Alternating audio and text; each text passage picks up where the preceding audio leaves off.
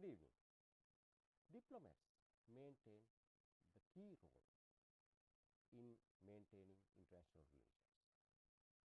While performing their duties, they serve their motherland as well as the host nations.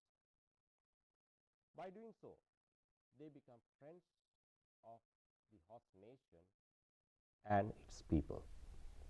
Today we have such a friend from the diplomatic community with us. He is Thorbjorn Gausthsaether, the outgoing Norwegian ambassador to Sri Lanka. Your Excellency, welcome to Rupavahini. Thank you. Your Excellency, looking back at your tenure, how do you evaluate success of Norway-Sri Lanka ties? I think the most important thing to say initially is that you said that we become friends, and that's one of the most important things to me, that I also had got a new friend, and that is Sri Lanka. But of course, over these years we have been trying to develop our relationship in many areas. We have a long history together, Sri Lanka and Norway. It has started already in the 1960s with the fisheries cooperation. People will know the SANOR, which was a program together between Norway and Sri Lanka, and we have been working together ever since in various ways. I'm happy to see that this year, or this period I've been here, we have actually reached a new level, because we are also having a lot of political contact. We have had visits from Norway to Sri Lanka. The Norwegian Prime Minister was here in 2016, and then the Sri Lankan Prime Minister went to Norway in 2018. And then we have also had a lot of the foreign ministers have been visiting each other, and also state ministers. So I think what we can say is that we have really broadened the relationship between Sri Lanka and Norway over the last 4 years. Broadened it also to include more interest from business community, cooperation in the business sector. Broadened it also because we have more tourists from Norway coming to Sri Lanka. It has increased tremendously over the last 4 years. And we also see an increase in Sri Lankans traveling to our part of the world. So this is an achievement which has been coming through by the fact that both Sri Lanka and Norway wanted to see the potential for our two countries to based on the long-standing relationship, to try to develop it further. So it has come as a, I would say, a joint effort between your country and my country. Yes, I learned that Sri Lanka is the first Asian country you served during your career, because you mainly served in Africa. Yeah. So, what are your key achievements in Sri Lanka as the Norwegian ambassador? I think the key achievements are what I tried to mention, that we have been able to broaden the relationship. I think it's fully understood that Norway has a lot to offer in many areas in terms of cooperation.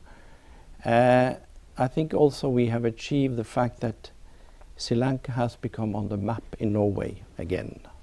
It has been some time where Sri Lanka was a little bit troublesome for travel, and but that has changed.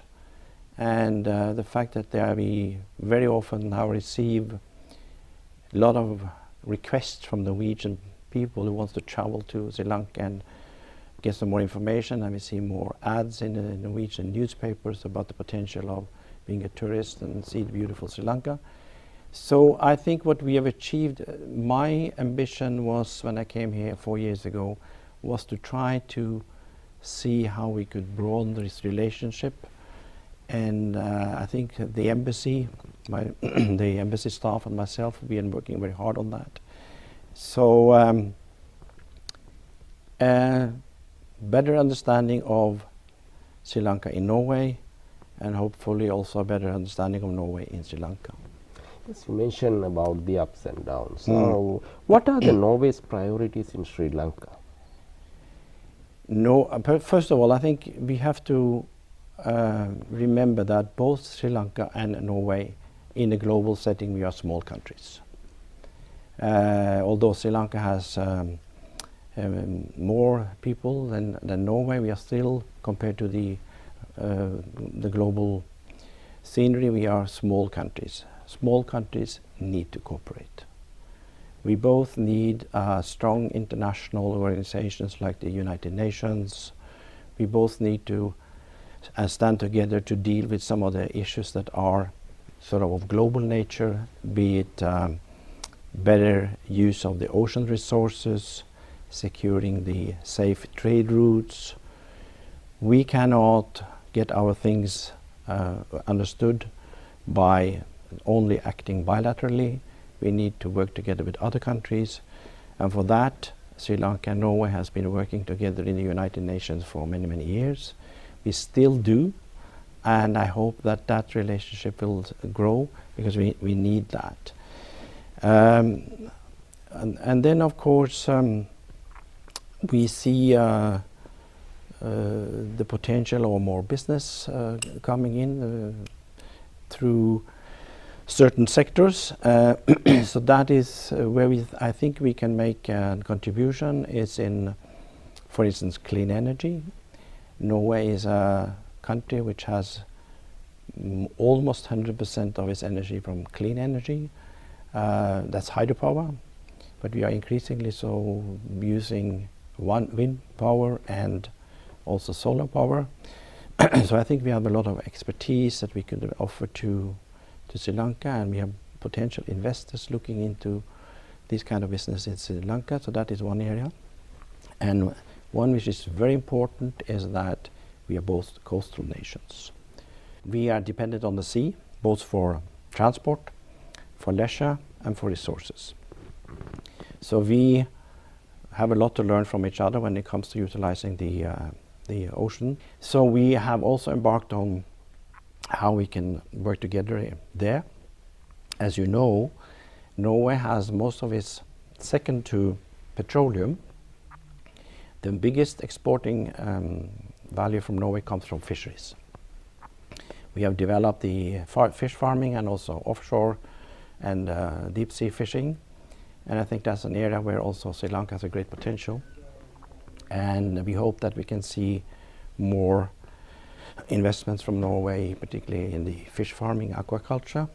And we also have seen that a lot of Norwegians are taking an interest in cooperating with your IT sector. So we have a few companies that have established themselves here in partnership with Sri Lankans in IT.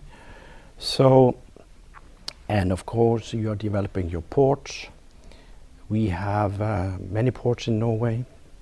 We have systems for operating ports. We have systems for monitoring of vessels. I see a potential also for developing the maritime industry together. These are sectors where I think we could have where we could see more exchange of investments and competence.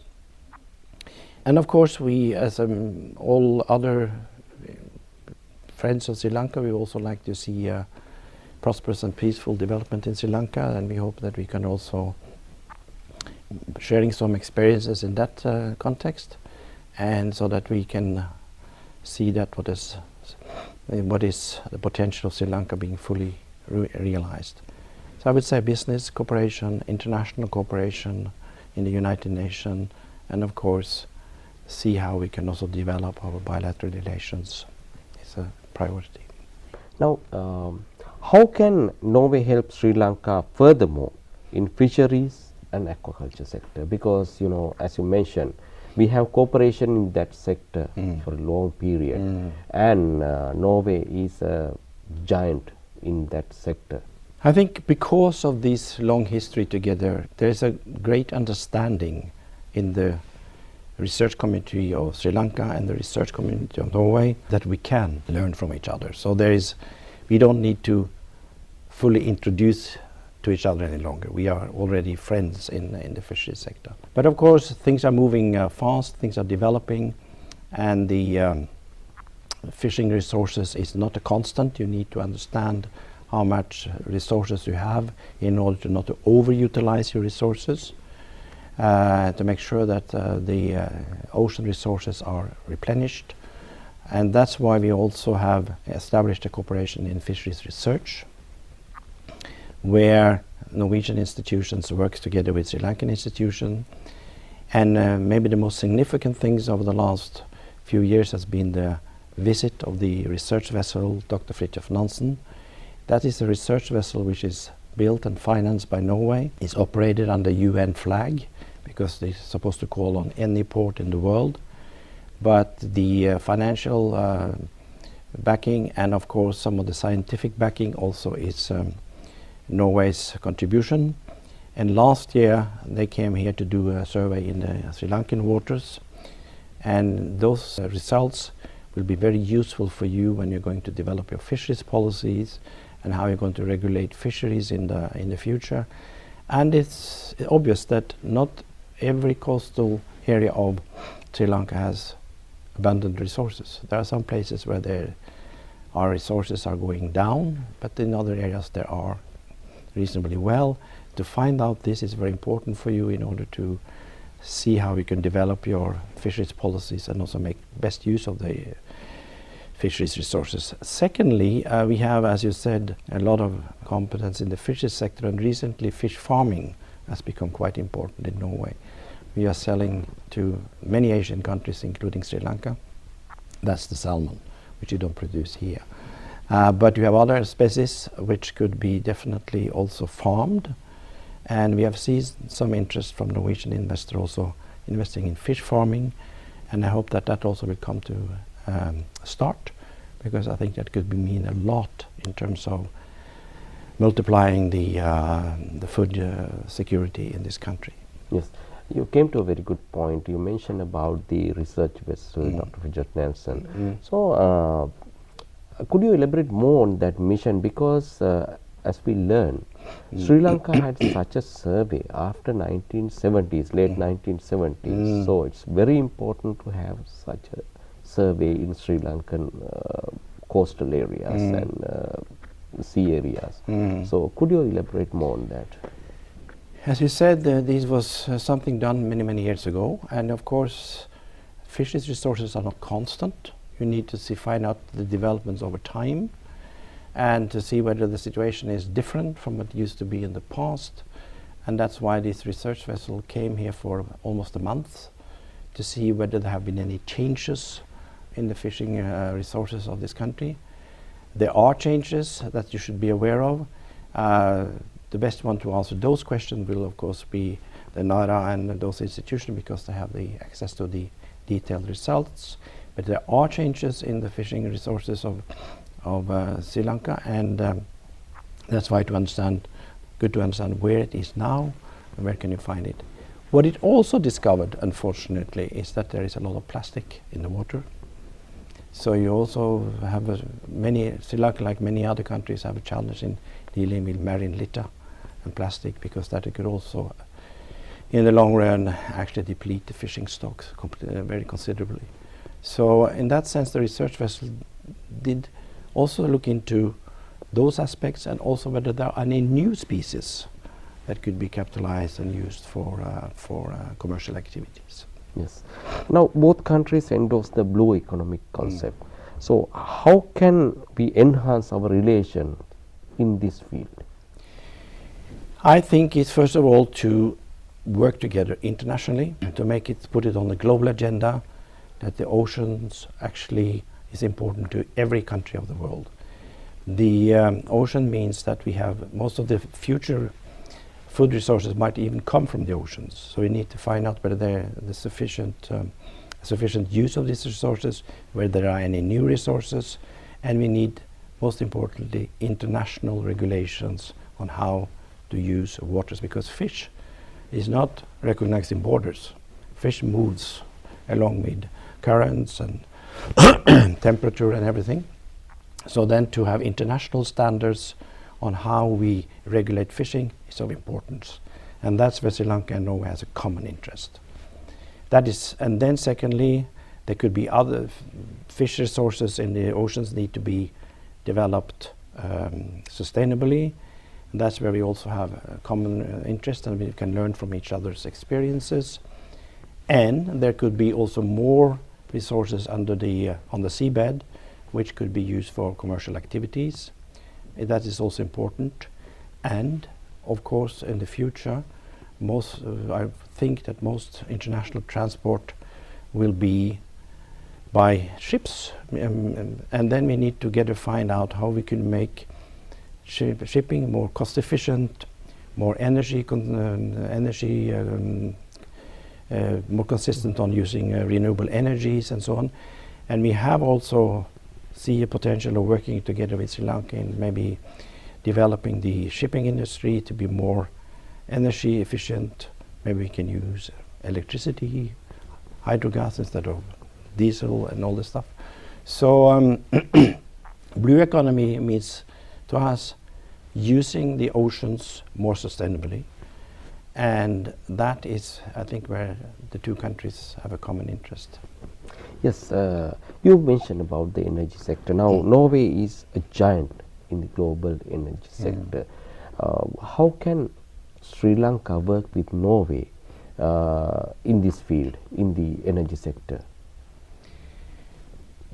First of all, I think we need to work together in understanding that in the future we need to base our energy consumption on renewables. That's important for Sri Lanka, it's important for Norway, because we need to make sure that CO2 emission globally is going down. So that's an area where we can use our skills and find out how we better can get more renewable energy into the energy system. We also have experience in renewables, in hydropower and solar, where we could definitely move together, and hopefully some investment could come, subject to that Sri Lanka would like to see that development. And then of course there are also more energy efficient ways of running things. I mean, gas is more energy efficient than petroleum, and this is also kind of things we can you are discussing now to change into LNG gas instead of thermals, which could also be something that we can cooperate on.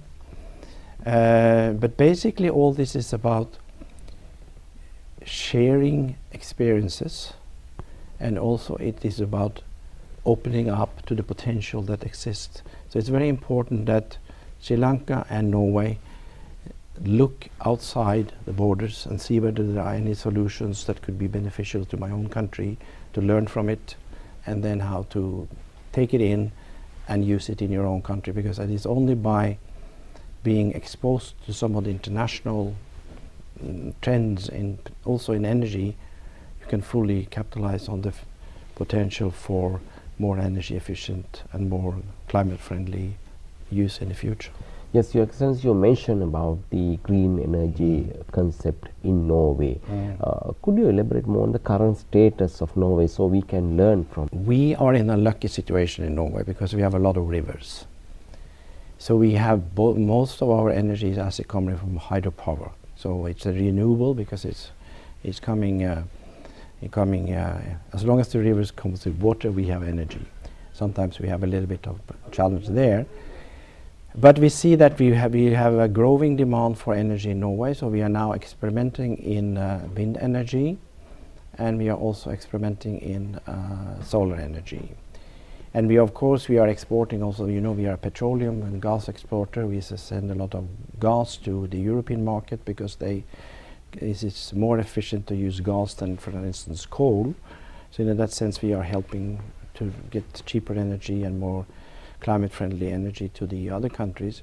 But what is also important is that we have an energy market common in the Nordic countries. So when there is a surplus of energy in Norway, we can sell it to Sweden, so they don't have to import coal energy from other places. And if we have a energy deficiency somewhere, we can also buy from other countries, and that's what stabilize the market, so energy prices should not fluctuate too much. So again, this is an area where international cooperation in general has been very good to Norway, and that's also why we are putting a lot of efforts in actually research into energy, see how we could use that energy, that research into more efficiency and more climate-friendly energy. And that's also where, again, international cooperation is so important. Yes. Now, Norway has selected the demining sector in Sri Lanka to grant its assistance. Yep. So, could you elaborate why your country selected a demining sector specially to assist Sri Lanka? Yes. First of all, I think you would appreciate that landmine is one of the worst weapons you can think of, because it's put there in the field, small children, ladies picking up things from the field can certainly stamp on one of these, and you know the results, and you have had a lot of that experience in Sri Lanka, unfortunately. And so Norway has taken a role internationally to see whether we can reduce the number of landmines in the world. And this particular year we have the presidency in the Mine Ban Treaty, so we have a particular focus on it. So internationally this is important to us. We know that Sri Lanka is trying to be mine-free by 2020. So we wanted to assist Sri Lanka with some extra funds in assisting you in reaching your goal there, because you will all agree that we should definitely get this country completely landmine free. That's the beneficial for the people and the beneficial for the economy. So it's basically that we have an international obligations to work on this particular issue, and we saw that Sri Lanka was moving ahead, because you have also signed up to this and want to get yourself mine free by 2020. So we thought we should help a little bit. Yes. Now, immediately after these attacks in Sri Lanka, there's a global threat from terrorism and extremism. It's common to Norway as well as Sri Lanka and any other country. So how can we work in this field to enhance our cooperation in combating terrorism and extremism? Very good question. I think you're right that this is something which unfortunately happens in many countries these days. Things are coming up just from nowhere, and suddenly we have a devastating attacks like you had in Sri Lanka during Easter. It's very important to try to work on sort of precautions. In Norway we are trying to, of course you need intelligence, you need surveillance, you need to find out what's going on. But also you need to work with the communities, you need to understand the communities and what is happening there. And I think it's important that there is a soft component where police and security forces work friendly with communities, understanding what's going on so they can be on alert if something is boiling somewhere. That is very important. I think it's also important that there is some sort of a common approach, that we need to see that hate speeches, negative expressions are met with strong statements also from political level, from the leaders, saying that this is not what we would like to have in our country. When we had our incident in 2011, that was actually 22nd of July 2011, we had a right-wing terrorist that actually killed 70 people in Norway in a day, shooting them, young kids. What was important afterwards was to say very clearly to each and every one that this gentleman should not destroy our values, our democratic thinking. We need to stand together. Let us not hide away. Let's go out open and protect ourselves with an open society. And see, because what these people want is to get ourselves afraid, and we are sort of pushed into our corners, into our rooms, trying to hide. That's what they want. We should not let us be threatened by that. We should try to go back in the open space and be there and say that we want to protect our open society and our democracy.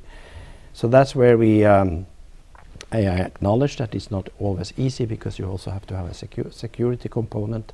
But I think in dealing with terrorism, there needs to be surveillance and security, and there needs to be open and democratic approaches to communities, so people can feel that they are seen and understood. And if some people are coming with some negative statements about things we probably should disapprove of, it's also important to address that and see what is behind, and try to sort of say that this is not acceptable. And we should try not to alienate people also. It's very important that people are not alienated, because if they feel threatened by this greater society, they might pull back and get more extreme. So that is also important. Another key area is trade and tourism of our countries. So what's the current situation of that sector? I think it's going the right direction. First of all, tourism, as I said, is going up. So we had about 15,000 tourists last year, and this year turned out to look very good. Of course, we had the Easter attack, so we might see some drop of the last 2-3 months, but it was looking very promising. It was looking much more promising than the year before. So I think that is, and I think that will come back. It will be there, because Sri Lanka is still on people's mind. And we see also a number of Sri Lankans wanting to go to our part of the world, so that is also increasing the number of visas. And then I think the trading could increase by if we have more investments in the, and I said, in the fisheries sector, in the maritime industry, but also in the IT sector. There are quite a few companies that could, which has coming up. So it's growing, but because you have to appreciate that Norway is a small country. We're only 5 million people, so it's a limitation to how much we can buy. But also I see that the exporters here are looking to Norway for certain products. So, but behind this is basically hard work and an open mind to trade and international business. Your Excellency, finally, what's your message to Sri Lankans?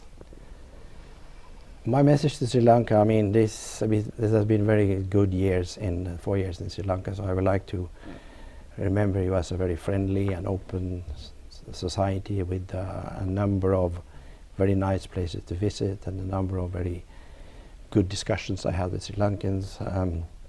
So my message would be, stay like that, stay open, be welcoming to people like me and people coming from abroad with a genuine interest in the country, be it in diplomacy, be it in business, be it in tourism, because I think it's we are in a world today where we are just small players in a big game, and we need to sort of find out how we can compete and participate in the big game.